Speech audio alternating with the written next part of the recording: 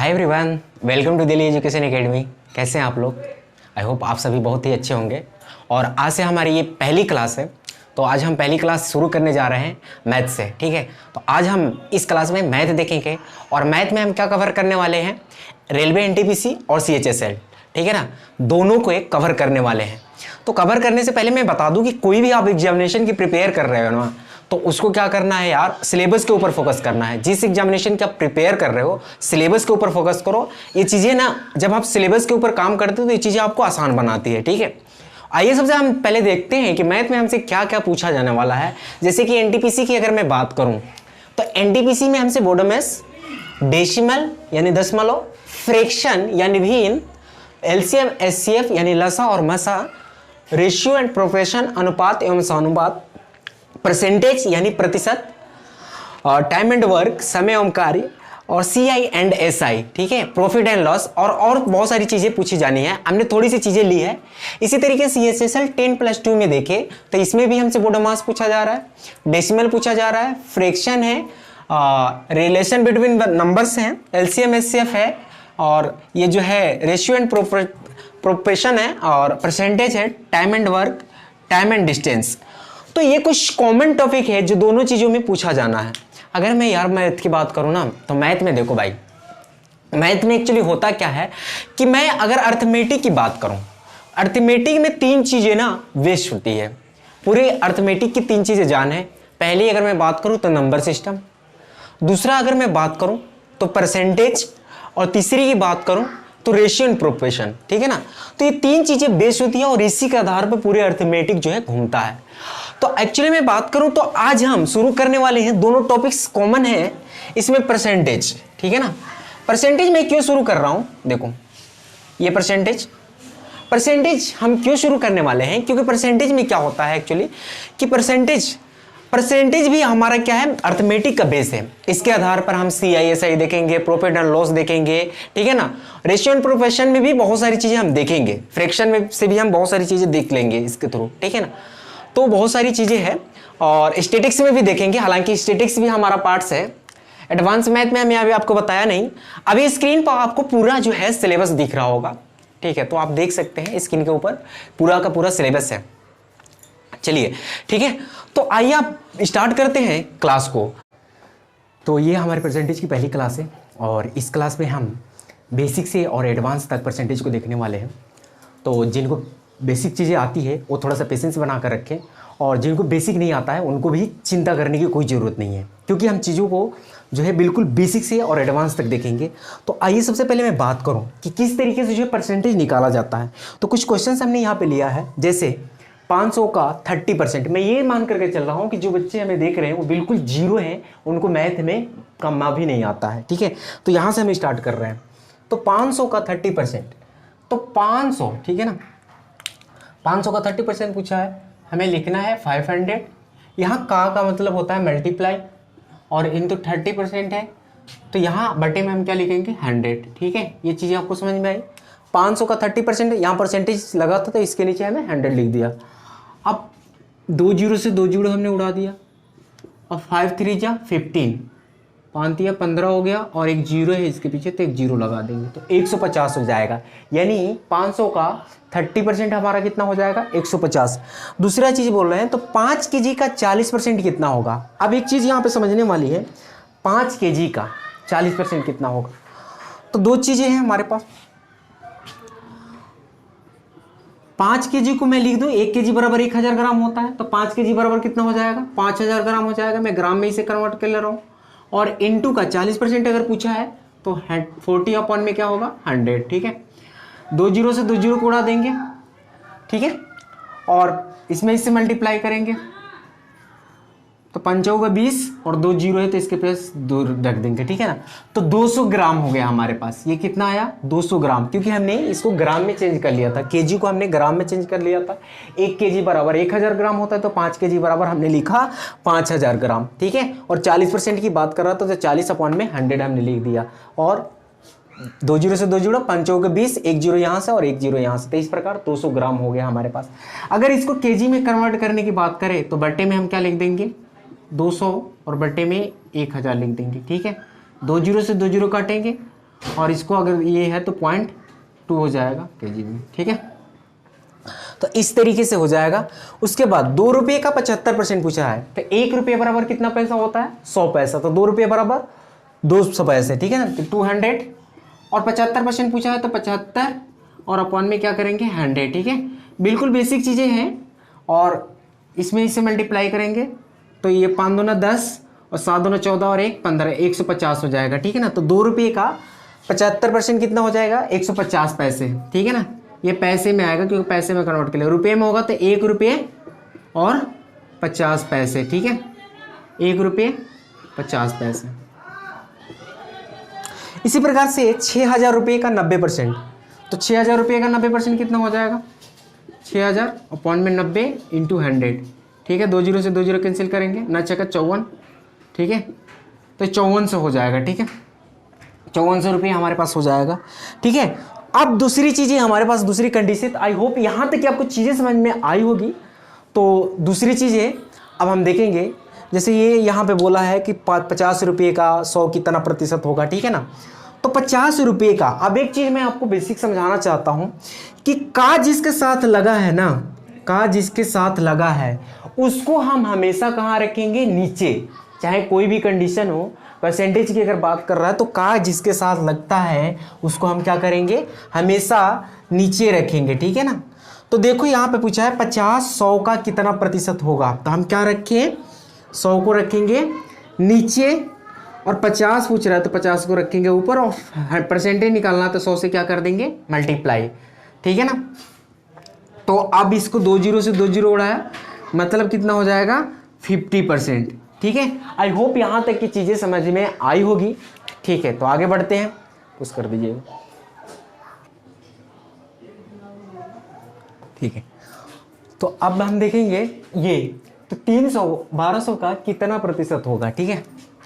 अब देखेंगे 300 1200 का कितना प्रतिशत होगा। तो एक चीज़ हमने बताई आपको कि जिसके साथ का लगा है उसको हम क्या लिखते हैं? उसको हम लिखते हैं नीचे। इस चीज़ को हमेशा आपको ध्यान में रखना है। तो देखो यहाँ 1200 के साथ का लगा हुआ है ना, 1200 के साथ का लगा है, तो हम इसको कहाँ रखेंगे? नीचे। 1200 को रख देंगे नीचे और 300 ऊपर रख देंगे और इंटू का क्या? 100 कर देंगे, ठीक है। 2 जीरो से 2 जीरो उड़ा देंगे, ठीक है। और ये हो जाएगा आपका 3 3 का 3 और 3 का 12, ठीक है। ये हो गया 2500 का 100, है ना। तो इस तरीके से ये हो जाएगा हमारे पास 25%। कह रहा है 600 का 400 कितना प्रतिशत होगा? 600 का 400 कितना प्रतिशत है होगा? तो यहाँ ध्यान से देखिए, तो का किसके साथ लगा है? 600 का, है ना। 600 के साथ लगा है, तो हम 600 को क्या रखेंगे? नीचे, ठीक है।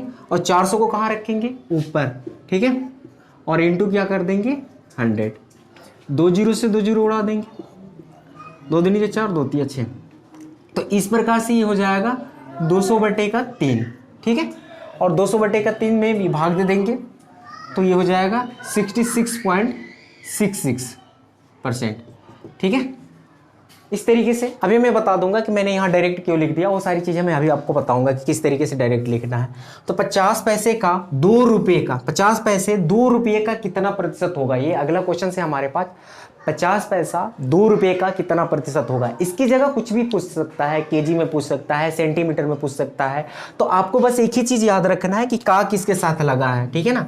तो का रुपये के साथ लगा है और यहाँ पैसे में है, तो मैं इसको पैसे में कन्वर्ट कर लूँ। तो 2 रुपये बराबर मैं लिख देता हूँ 200 पैसे। कोई दिक्कत? कोई दिक्कत नहीं है ना। तो 50 पैसे का, तो 50 को ऊपर लिख दो और परसेंटेज पूछ रहा है तो 100 से मल्टीप्लाई कर दूँ, ठीक है। तो 2 जीरो से 2 जीरो को उड़ा दूँ और इसको काटूंगा तो ये 25, यानी इस तरीके से 25% हो जाएगा। आई होप ये चीज़ें आपको समझ में आई होगी। बस ये का वाला फैक्ट आपको याद रखना है कि का जिसके साथ लगता है वो कहाँ रहेगा? नीचे रहेगा, ठीक है ना। तो आइए आगे देखते हैं। तो अभी जो बातें हो रही है बिल्कुल बेसिक ही बातें हो रही है। अभी हम बेसिक चीज़ों को सीख रहे हैं।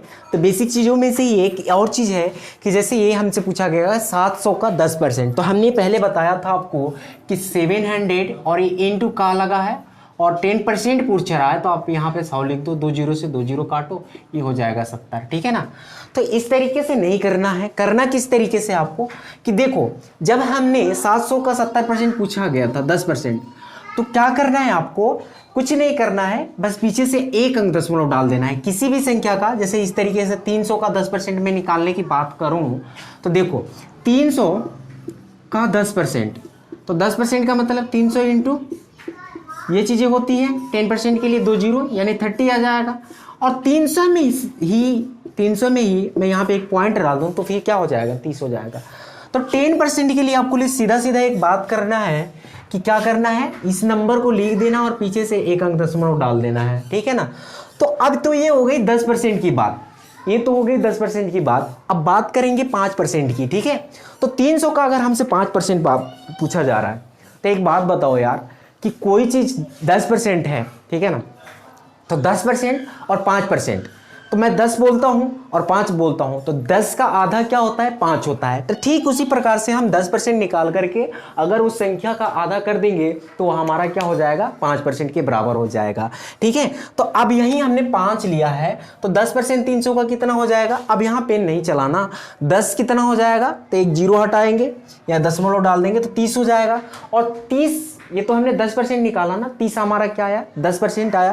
तो 5% कितना हो जाएगा हमारे पास, उसका आधा यानी 15 हो जाएगा। आई होप ये चीज़ें समझ में आई होगी। जैसे यहाँ पे देखो, अब 15%, ठीक है, इस प्रकार से हमसे पूछा गया 600 का 10% बताना, तो 600 का 10% कितना हो जाएगा, आप डायरेक्ट बोलोगे सर 60 होगा, है ना, क्योंकि यहाँ से एक जीरो हट जाएगा दशमलव डालने के बाद। अब इसी प्रकार से अगर 20% पूछे तो 20% पूछे तो क्या कर देना है, 10% निकाल करके आपको डबल कर देना है। 30% अगर पूछे तो उसी संख्या का 10% निकालना है। 10% निकालने के लिए क्या कर देना है, आपको पीछे से एक अंक दशमलव डाल देना है, ठीक है ना। जैसे यहाँ पे हमने दशमलव डाल दिया, 600 का 10% कितना हो गया, तो हमने यहाँ दशमलव डाला तो कितना हो गया, 60 हो गया। हमसे 20% पूछ रहा है तो मैंने क्या बताया आपको कि 20% निकालने के लिए 10% हमने निकाला, 20% उसका डबल है, यानी हम इसका डबल कर देंगे, यानी 2 से गुणा कर देंगे, कितना हो जाएगा, 120। अगर मुझसे ये 30% पूछता तो मैं इसे क्या कर देता, 10% निकालता, 60 हो जाता, और इसका क्या कर देते हम, 3 से गुणा कर देते, तो ये कितना हो जाएगा, 30% के बराबर हो जाता, ठीक है, तो 180। इसी प्रकार से 40% पूछे, 60% पूछे, 70% पूछे, आप निकाल सकते हो, ठीक है ना। एक बहुत बड़ा मैं फैक्ट आप बताने जा रहा हूँ आपको, जो चीज़ें आपको समझनी है, ठीक है।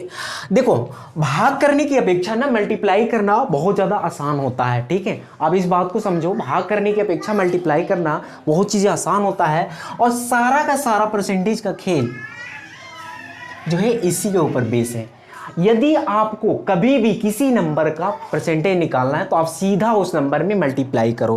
कहने का मतलब मेरा ये है, अब 1% की अगर मैं बात कर लूँ, पहले आपको बता दूं कि 1% क्या होता है।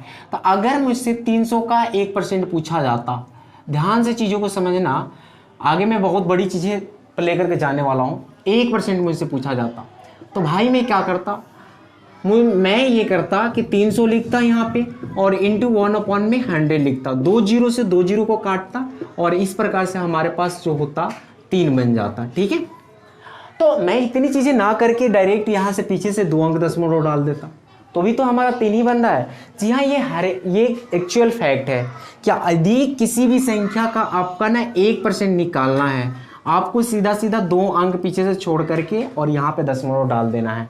जैसे अगर मैं कितनी भी बड़ी संख्या पूछ लूँ आपसे कि सर बता दो आप इसका 1% क्या होगा, तो 1% कितना हो जाएगा, तो कहोगे सर पीछे से 2 अंक छोड़ करके और यहाँ पे दशमलव डाल दो, यानी इसका 1% जो हो जाएगा इसके बराबर हो जाएगा, ठीक है ना। तो ये हो गया। तो आपको 1% के लिए तो ये बात समझ में आई। इसी प्रकार 2% के लिए 1% निकाल करके और उससे मल्टीप्लाई कर दो। जैसे एग्जांपल के तौर पर मैं ले लूँ 400 का 1% बताओ, तो बोलते सर 400 का 1% पीछे से 2 अंक हटा करके और दशमलव डाल दो, यानी ये तो 4 हो जाएगा, क्योंकि यहाँ पे दशमलव डालेंगे 2 जीरो कैंसिल हट जाएंगे। तो 1% कितना हो गया हमारे पास, 4 हो गया। तो अब सर 2% बता दो, तो 2 मल्टीप्लाई कर देंगे। 3% बता दो, 3 से मल्टीप्लाई कर देंगे। 4% बता दो, 4 से मल्टीप्लाई कर देंगे भाई, तो 4 से मल्टीप्लाई कर देंगे 16 हो जाएगा, ठीक है ना। इसी प्रकार से आप 5% बढ़ाओ तो 5%, 10% का आधा कर लो या इससे मल्टीप्लाई कर लो। तो ये चीज़ें थोड़ी सी फैक्ट वाली हैं। उसके बाद अगर मैं बात करूं कि सर आप वो बता दो 10% 20% से तो काम चलने वाला नहीं है, आप ये बताओ कि 95%, 94%, 93%, ये भी एक संख्या हो सकती है, 105%, 107%, ठीक है। तो इस तरीके से भी हम बात करेंगे। तो देखिए इसको किस तरीके से करना है, सबसे पहले मैं आपको बता दूं, करना कुछ नहीं है, कहीं भी कुछ परसेंटेज आपको निकालना हो तो सीधा सीधा मल्टीप्लाई करो। जैसे मैं कहता कि सर बताओ ना, सर बताओ आप इसका 1% बताओ, तो आप बिल्कुल नहीं घबराओगे, बोलोगे सर इसका 1% ये हो गया। कितना भी बड़ा मैं नंबर ले लूँ, ठीक है, आप बोलोगे सर, बोलता कि इसका 10% बताओ ना, तो बोलते ये 10% हो गया। मैं पूछता इसका 5% बताओ, तो इसको 2 से डिवाइड कर देते या 2 आधा कर देते, इसका 5% हो जाता, ठीक है। तो ये चीज़ें हैं। उसके बाद मैं ये चीज़ें नहीं कर रहा हूँ, मैं आपको ये समझाना चाह रहा हूँ कि किसी भी संख्या का आपको परसेंटेज यदि निकालना है, जैसे मान लीजिए कि 120 का मुझे निकालना है 17%, ठीक है ना, 17% निकालना है, तो आपको यहाँ पे कुछ नहीं, यहाँ बट्टे में 100 रख करके और काट पीट नहीं करना है, आप उस संख्या से क्या करना है, सीधा सीधा मल्टीप्लाई करना है। जैसे हमसे पूछा गया 120 का 17% बताओ, हमने क्या किया, 120 में 17 से मल्टीप्लाई करेंगे, तो यहाँ देखो जिसके पीछे जीरो होता है ना, वो जीरो उठा करके आप यहाँ रख लो, और 17 दूना का 34 का 4 हो गया, ठीक है। और इसके बाद 17 का में 17 और 3, 17 और 3 कितना हो गया, 20, ठीक है। ये तो आ गया आपका मल्टीप्लाई करने पर आंसर, ठीक है। और उसके बाद क्या कर देना है, पीछे से 2 अंक दशमलव डाल देना है, तो 20.40 आपका आंसर हो जाएगा, यानी 120 का 17% ये हो जाएगा।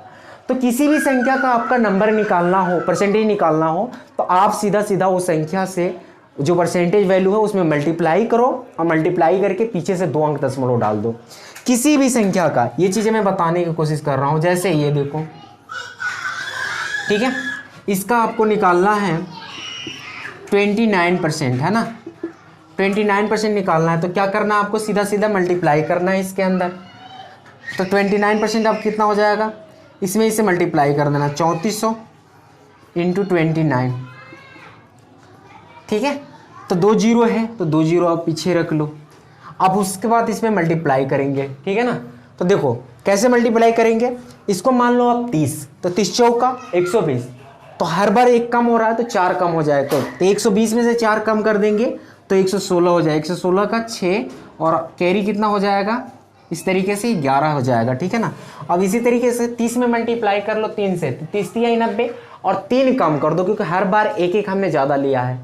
यहाँ 29 था ना, हमने 30 मान करके किया, तो 3 कम कर देंगे, 30 में 3 कम कर देंगे 90 में, तो कितना हो जाएगा 97, और 97 में 11 को प्लस कर देंगे तो कितना हो जाएगा हमारे पास, 97 में 11 को प्लस करेंगे तो हमारे पास हो जाएगा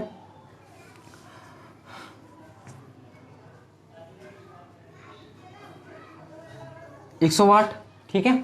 तो 97 में 11 को प्लस कर देंगे, कितना हो जाएगा 108 हो जाएगा हमारे पास। तो 108, अब पीछे से क्या करना है, 2 अंक दशमलव डालना है, 1 2, तो ये हो जाएगा, ठीक है। यानी कहने का मतलब मेरा ये है कि किसी भी संख्या का आपका परसेंटेज निकालना है, तो वो संख्या से आप क्या कर देना है, आप उस संख्या को जो परसेंटेज वैल्यू है उससे मल्टीप्लाई करना है, और मल्टीप्लाई करके उसके बाद क्या कर देना है, 2 अंक पीछे से दशमलव डाल देना है। ये छोटी सी काम करना है, आप कोई भी चीज़ कुछ नहीं करना है, आप बस यही चीज़ एक काम करना है, ठीक है ना। अब चलिए आगे मैं अपने फैक्ट पर बढ़ता हूं, जहां से अब हमसे क्वेश्चंस पूछे जाते हैं। ये क्वेश्चंस आपसे पूछे नहीं जाएंगे, अभी तक जितनी भी चीज़ें हमने देखी है ये पूछे नहीं जाएंगे, लेकिन इसका ना फैक्ट बहुत बड़ा है, ठीक है। अब मैं आपको बात करता हूं बेसिक पे, ठीक है, जहां से अब हमारा कंसेप्ट तैयार होगा, ठीक है। तो आइए मैं बात कर रहा हूं परसेंटेज की फ्रैक्शन वैल्यू की। फ्रैक्शन वैल्यू क्या होती है, तो फ्रैक्शन आपको मैं बता दूं कि किसी भी संख्या को P/Q के रूप में लिखते हैं तो क्या होती है हमारे पास, फ्रैक्शन हो जाती है, ठीक है। तो इसी तरीके से देखो कोई भी संख्या अपने आप में जो है 100% होती है। जैसे मैंने 1 लिखा तो ये कितने परसेंट के बराबर, आप मान लो ये 100% के बराबर है, ठीक है ना। तो जब 100% है तो 2 कितना हो जाएगा, ठीक है। अब देखो इसी तरीके से जो है मैंने क्या कहा, 1/2 की जो वैल्यू हो जाएगी कितना परसेंट हो जाएगा, तो ये हमारे पास 50% हो जाएगा, ठीक है। इसी तरीके से अब 50% हमने क्यों निकाला, देखो दो चीजें हैं, इधर मैं नंबर से लिख रहा हूं और ये हमारी परसेंटेज वैल्यू है, ठीक है ना, इधर मैं फ्रैक्शन वैल्यू लिख रहा हूं और इधर हमारी क्या होगा, परसेंटेज वैल्यू होगी, ठीक है। अब क्या करना है आपको, देखो मैंने 50% कैसे निकाला, 1/2 इंटू 100 किया, मतलब 2 में 100 से भाग दिया तो ये आ गया हमारे पास 50, ठीक है। इसी तरीके से 1/3 की मैं बात करूं तो ये कितना हो जाएगा हमारे पास, 1/3 जो होगा, देखो करना क्या, 1/3 इंटू 100, मैं सीधा सीधा इसमें भाग क्यों ना दे दूं, तो इसमें भाग देंगे तो कितना हो जाएगा, 33 से ही 1/3%, ठीक है ना, 33 या 99 बच गया एक, और ये रखेंगे, ठीक है। और जिनको नहीं आता होगा बेसिक सी चीज़ें आपको सीधा सीधा ये करना है और इसके ऊपर बहुत सारा काम करना है, क्योंकि ये चीज़ें मैं परसेंटेज में भी आपको बताऊंगा, ratio and profit and loss में भी बताऊंगा, ठीक है ना, सीआई और एसआई में पूरा का पूरा कंसेप्ट इसी पर लेकर के चलूंगा। स्टैटिक्स में तो ये मान के चलिए कि बहुत जगह हेल्प करने वाला है, ठीक है ना, स्टैटिक्स में बहुत जगह आपकी हेल्प करेगा। तो ये 3-4 चैप्टर्स हैं जो इसी के ऊपर पूरा बेस है ना। तो आपको क्या करना है, यहाँ पे 3 से भाग दे देना है 100 में, क्योंकि नीचे 3 लिखा है, तो 3 9 हो जाएगा, बचेगा 1, यहाँ से फिर 3 9, ठीक है ना, और यहाँ बचेगा 1, ठीक है। तो ये 1 बचा तो यहाँ 1 और अपॉन में 3, इस तरीके से आप लिख सकते हो, या आप परसेंटेज में इस तरीके से भी इसको लिख सकते हो। 33 हमारे पास आ गया था, 1 दशमलव डालेंगे 0 हो जाएगा, फिर 3 आएगा, ठीक है ना, और इस तरीके से वो चलता जाएगा, फिर 3 आएगा, तो हम 2 अंक दशमलव तक इसको लिख सकते हैं। तो मैं इसको क्या लिख सकता हूँ, 33.33 भी लिख सकता हूँ, ठीक है। तो ये चीज़ें आई होप आपको समझ में आई होगी। इसी तरीके से आप किसी भी नंबर का निकालोगे, 1/4 की अगर मैं बात करूँ तो ये 25% के बराबर हो गया। हमने क्या किया, 100 को भाग दे दिया 4 से, 100 को भाग दे दिया 4 से, तो 2500 का 100, ठीक है ना। हमने क्या किया, इसको निकालने के लिए 100 को भाग दे दिया 4 से, क्योंकि ऊपर 1 लिखा था, ठीक है ना। इस प्रकार से 2500 का 100, तो इस तरीके से 25% हमारे पास आ गया। इस प्रकार 1/, की अगर मैं 5 की बात करूं, चीज़ों को मुझे बेसिक से बताना है आपको, बिल्कुल मैं ये समझ के चल रहा हूँ मेरे सामने जो बच्चा बैठा हुआ है उसको कुछ नहीं आता, ठीक है ना। तो जिन बच्चों को आता है वो थोड़ा सा पेशेंस रखने की ज़रूरत है इस क्लास में, ठीक है। अब क्या है, यहाँ पे 1/5 लिखा हमने, तो 1/5 की जो है कितनी हो जाएगी, तो ये हमारे पास 20% हो जाएगी, ठीक है। और इस तरीके से जो है मैं, हालांकि वीडियो थोड़ी बड़ी हो जाएगी तो आप इसको पेशेंस बना कर रखना। इसी तरीके से मैं 1/6 की बात करूं तो 1/6 हमारे पास कितना हो जाएगा, तो 16 सही 2/3% हो जाएगा, ठीक है। इसको निकाल लेना, आप कैसे निकालोगे, ठीक है, ये कैसे निकालोगे, तो देखो हमने कहा कि भाई 100 को भाग दे देना है 6 से, है ना। तो 100 को जब भाग दे देंगे तो देखो इसको, दो चीज़ें हैं, एक और मैं आपको फैक्ट बता दूं, 6 का भाग कब तक जाता है, 90 में, है ना। और प्लस इसको मैं ऐसे लिख सकता हूँ, इसको मैं ये लिख सकता हूँ, अब 90 हो गया तो यहाँ पे बचेगा 10/6, ठीक है। ये चीज़ें हो सकती है, तो ये 15 बार जाएगा, 15 छक्का 90, प्लस यहाँ 5 और /3, यानी एक बार अभी भाग जा सकता है, 5 का में 5 और ऊपर क्या बचेगा 2 और /3, तो 15 और 1 16, 2/3। आप इस तरीके से कर सकते हो। दूसरा तरीका आपको क्या है, ये कर सकते हो, 6 का में 6 बच गया कितना 4, यहाँ से हो जाएगा 6 का 36, है ना, बच जाएगा 4, ठीक है।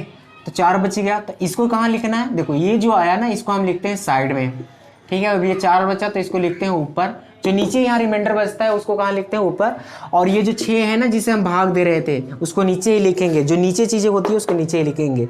अब इसको अगर कटने वाला है तो काट देते हैं, तो 2/3 हो जाएगा। इस प्रकार ये बनेगा 16 सही 2/3%, ठीक है ना। तो 16 सही 2/3% के बराबर होगा। आई होप ये चीज़ें आपको समझ में आई होगी, 1/6 की वैल्यू, ठीक है ना। तो मैं मिटा करके और भी वैल्यू बता दे रहा हूँ, और इस प्रकार से आपको 1 से लेकर के कम से कम 50 तक आपको करना है, ठीक है ना। मैं और वैल्यू लिख दे रहा हूँ, हालांकि कुछ वैल्यू आपको मैं स्क्रीन पर दिख रही होगी, सारी की सारी वैल्यू, ठीक है ना। तो आप वीडियो को पूछ करके और यहाँ पे आप चीज़ों को देख सकते हैं, ठीक है। आइए अब मैं बात करता हूँ कि 1/7 की, तो 1/7 की कितनी हो जाती है, 14 सही 2/7%, ठीक है। तो आप, आई होप आप ही को ये चीज़ें समझ में आ गई होगी कि 14 सही 2/7% कैसे आया।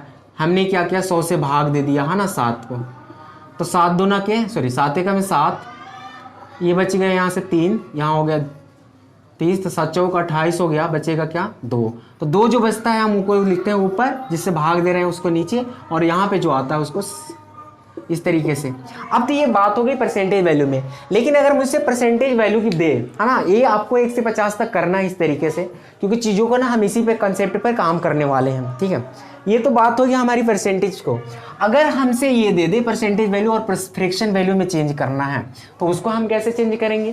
तो देखिए 14 सही 2/7%, तो 14 सही 2/7% दिया है, तो हम इसको क्या करेंगे? अब इसको हमें बनाना है फ्रैक्शन वैल्यू में। जैसे यहाँ पे हमने ये 14 सही 2/7% किसका देखा था? 1/7 की वैल्यू थी हमारे पास, ठीक है। अब मुझे फ्रैक्शन में कैसे कन्वर्ट करना है? तो देखो 14 सत्ते 98 और 2 100, इसमें इससे मल्टीप्लाई करके ऊपर वाले को प्लस कर देते हैं। ये जो होता है मिक्स फ्रैक्शन होता है, मिश्रण भिन्न होता है, तो इसको इसमें मल्टीप्लाई करते हैं और इसको प्लस करेंगे, ये हो जाएगा 100 और अपॉन में 7, ठीक है ना। चूंकि परसेंटेज लिखा है तो यहाँ 100 से में आपको क्या कर देना है? मल्टीप्लाई कर देना है। तो इस प्रकार 100 से 100 गया, तो ये ऊपर बच जाएगा 1 और नीचे बच जाएगा 7। तो 1/7 आपने देखा 1/7 की वैल्यू हमारे पास ये थी।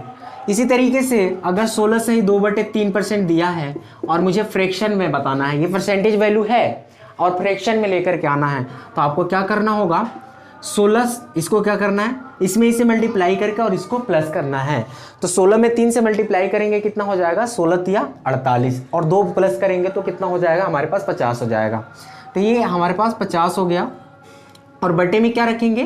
3। चूंकि इसके साथ परसेंटेज लगा है तो क्या यहाँ पे लिख देंगे? 100, ठीक है।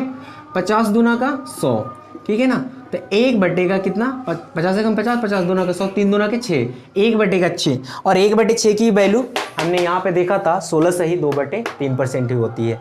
आई होप ये चीज़ें आपको समझ में आ रही होगी, और इसके ऊपर हमें ज़्यादा से ज़्यादा काम करने की ज़रूरत है, क्योंकि पूरा का पूरा जो कंसेप्ट है इसी के ऊपर आधारित रहेगा, ठीक है। तो आइए मैं 1-2 और परसेंटेज वैल्यू लेकर के देखता हूँ। जैसे 12.5% की बात करूँ, 12.5%, है ना। तो 12.5% के लिए क्या बनाएंगे? फ्रैक्शन वैल्यू बनाएंगे।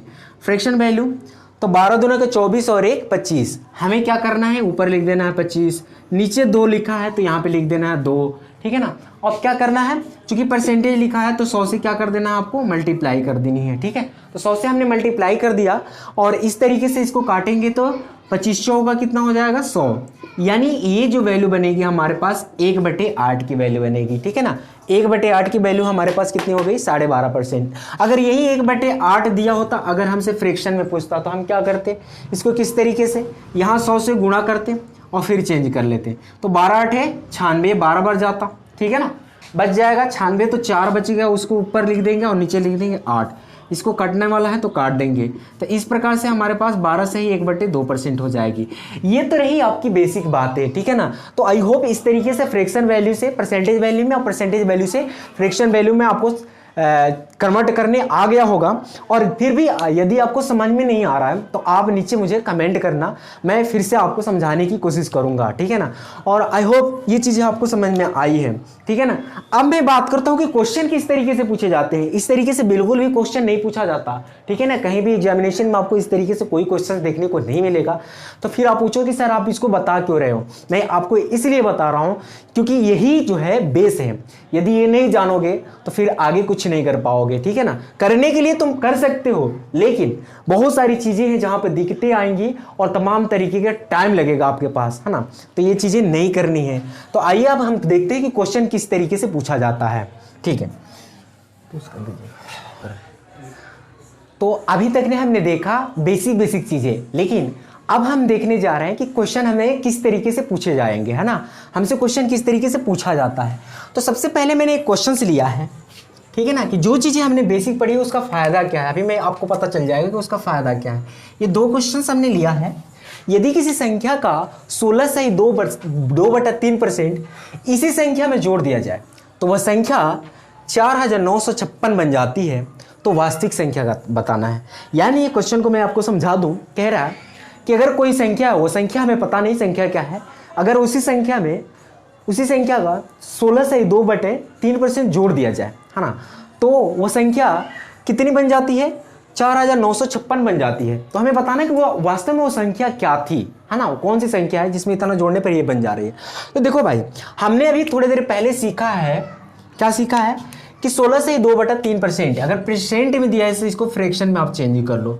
चेंज कैसे करोगे, तो इसमें इससे मल्टीप्लाई करके और इसको प्लस कर देना है। अभी मैं बेसी यहाँ इसका 1/6 हो जाएगा, आप चेंज कर लेना, ठीक है ना। 16 से 2/3% है, ठीक है, तो 1/6 हो जाएगा। अब जोड़ने की बात कर रहा है, ठीक है ना। तो नीचे वाली संख्या हम क्या मानते हैं, वास्तविक मानते हैं। हमेशा जो होगी नीचे वाली संख्या को हम वास्तविक मानते हैं। अब ये हमारी जो वास्तविक संख्या है, अब इसमें जोड़ने के बाद ये बन जा रहा है, यानी 7। 6 में 1, यानी ये रिजल्ट होता है।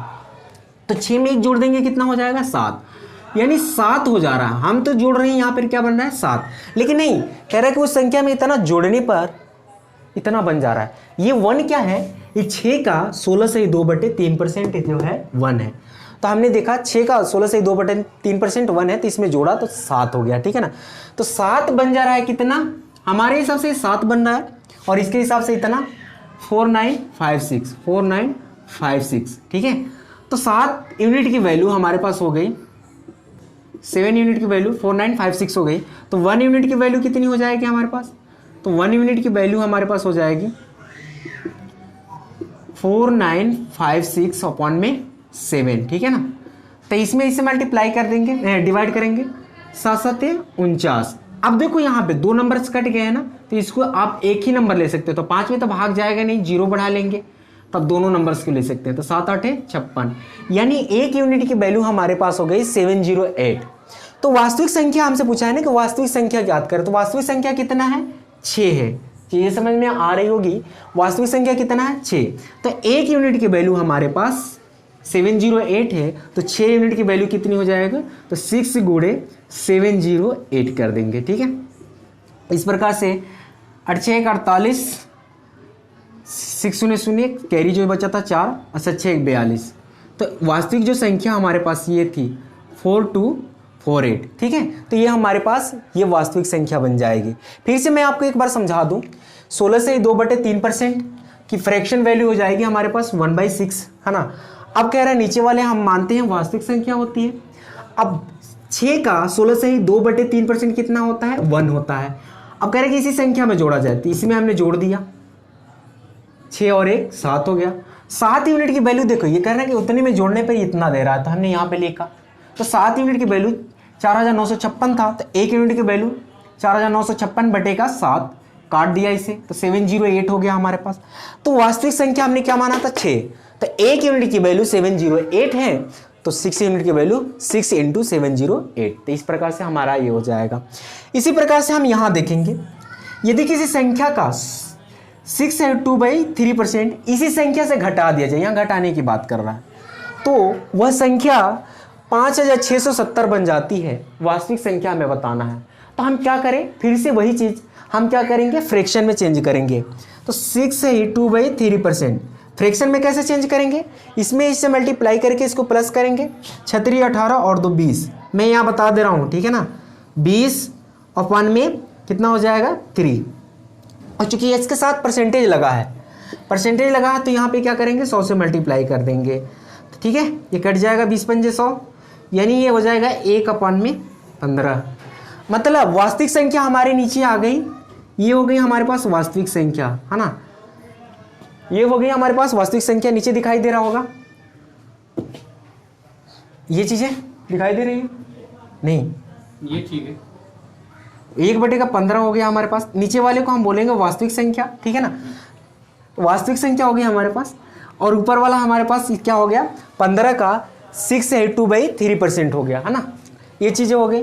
अब क्या करना है, इसमें से घटाने की बात कर रहा है कि उसी संख्या में से। तो हमने माना कि भाई हमारे पास जो संख्या है वो कितनी है, 15, और 15 का 6 से 2/3% घटाने की बात कर रहा था, हमने घटा दिया। 6 से 2/3% कितना हो जाएगा, 1। तो 1 माइनस करेंगे तो कितना हो जाएगा, 14। तो जब हमने घटाया तो बोल रहा है कि जब वो घटा दिया तो वह संख्या क्या बन रही है, 5670 बन जाती है। तो देखो भाई 14 यूनिट की वैल्यू हमारे पास 5670 हो रही है, 5670।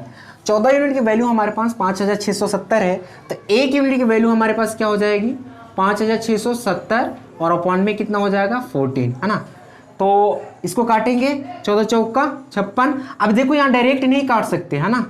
14 चौक का 56 हो गया, यहाँ 7 आ गया, 7 में भाग तो जाएगा नहीं, तो आपको क्या करना है, 0 बढ़ा देना, पूरा 70 ले लेना है। तो 14 पंजे 70 यानी 405 हो गया। एक यूनिट की वैल्यू हमारे पास कितनी हो गई, 405। वास्तविक संख्या हमारी कितनी है, तो वास्तविक संख्या हमारा यहाँ देखो ध्यान से कितना है, 15। तो एक यूनिट की वैल्यू हमारे पास कितनी है, 405 है। तो मैं यहाँ कर दे रहा हूँ, तो एक यूनिट की वैल्यू हमारे पास 405, तो 15 यूनिट की वैल्यू, तो 15 इंटू 405 कर देंगे, है ना। तो इस प्रकार से हो जाएगा 15 पच्चे 75 के 5, 15 शून्य शून्य कैरी जो बचा था 7 और 15 चौका 60, ठीक है। तो इस तरीके से 6075 हो जाएगी, यानी वो संख्या 6075 थी, जिसमें 16 से 2/3% घटाया था, तो बन गई थी 5670। आई होप ये चीज़ें आपको समझ में आई होगी, ठीक है। तो इस तरीके से आपको क्या करना है, प्रैक्टिस करना है। और देखो आज के लिए हम इतना ही रखते हैं, तो ठीक है। अभी आपको थोड़ी देर बाद क्वेश्चंस मिल जाएगा, है ना, ग्रुप में आपको क्वेश्चंस मिल जाएगा, उसको सॉल्व करके और पुनः